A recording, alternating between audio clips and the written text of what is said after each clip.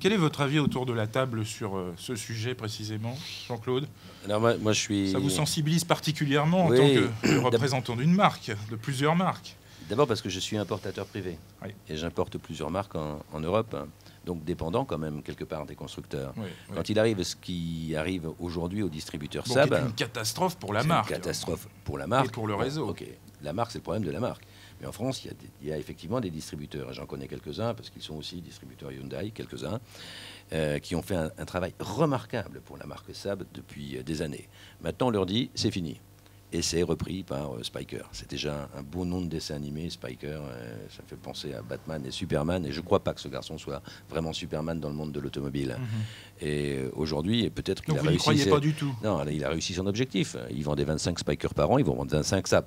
A priori, ça va pas sauver l'entreprise. Donc la vie n'est pas et tout à fait la vraie positive. problématique est différente et encore plus compliquée. Quid des garanties qui ont été données aux distributeurs Saab, par les distributeurs Saab à leurs clients? Qui va les payer? Comment on va entretenir ces véhicules? Qu'est-ce qui va se passer derrière, etc. Bon, bien sûr, les VR des Saab vont se casser la figure demain matin.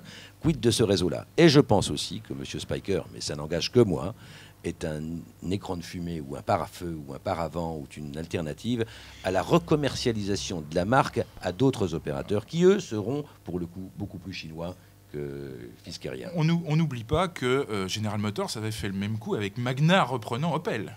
Oui, pour absolument. finalement décider de conserver. Hein. Dominique, avis sur la question? Oui, on a un peu de mal à voir la stratégie d'Opel, de GM, parce que c'est vrai qu'il y a eu l'aller-retour Opel, maintenant Saab, et c'est vrai que c'est dramatique pour les distributeurs. Oui, Jean-Claude faisait justement état de la chute des valeurs résiduelles des Saab, c'est-à-dire là une perte d'une partie du fonds de commerce, encore une fois. Qui est déjà constatée depuis déjà 1 an et demi. C'est pas nouveau. De quel ordre à peu près vous pouvez quantifier? On avait parlé la dernière fois, on avait parlé de 12 points, quelque chose comme ça, 12 à 14 points qu'on avait quantifié. En un an? Je ne sais pas aujourd'hui, parce qu'aujourd'hui, il y a un marché tout de même qui est faible. Moi, je voudrais revenir sur une chose, quoi. Ce qui est dommage, c'est toujours dommage de perdre une marque automobile, surtout une marque qui a du contenu comme Saab, parce que encore une fois, c'est pour moi une marque qui a du contenu. Et puis c'est d'autant plus dommage que pour la petite histoire, on avait été invité, c'était au mois de décembre, à découvrir la nouvelle Saab.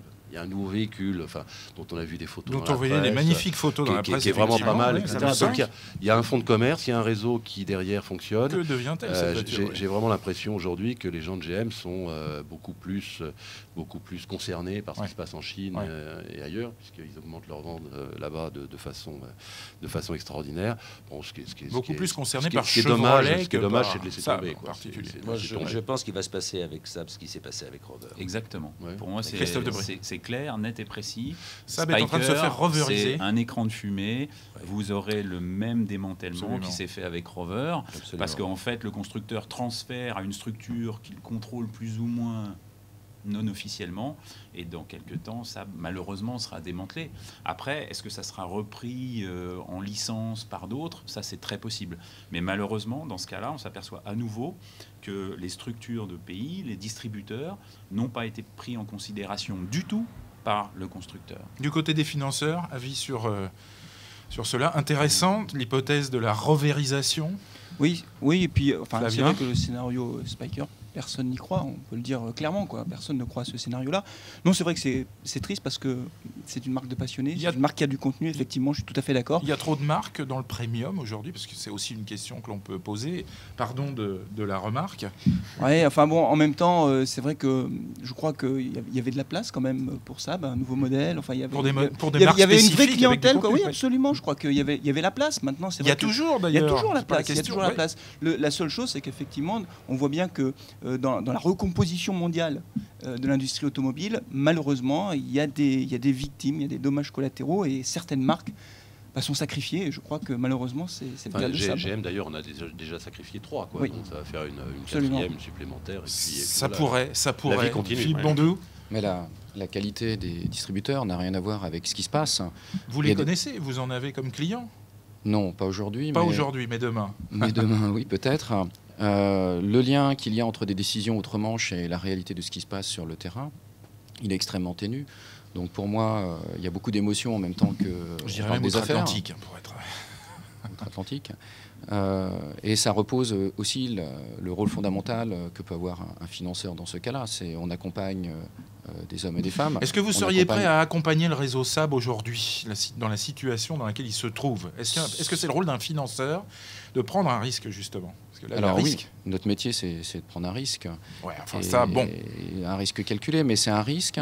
Et à partir du moment où il peut y avoir un projet qui est viable, la problématique de la marque n'est pas l'essentiel, c'est la problématique des gens qui sont derrière. Ouais. Et de la clientèle qui a des attentes. Mais c'est essentiellement les hommes qui sont derrière. Donc à partir du moment où il y a un projet, il y a une mauvaise passe. On n'est pas des magiciens non plus, mais il y a forcément des solutions pour accompagner des changements. Et aujourd'hui, le monde de l'automobile, ce n'est que changement. C'est une des raisons pour lesquelles... Ceci étant, il faut être courageux aujourd'hui en tant que particulier pour acheter une SAB, quoi. Enfin, tu l'as dit tout à l'heure, Jean-Claude, quel entretien demain, quelle garantie, etc.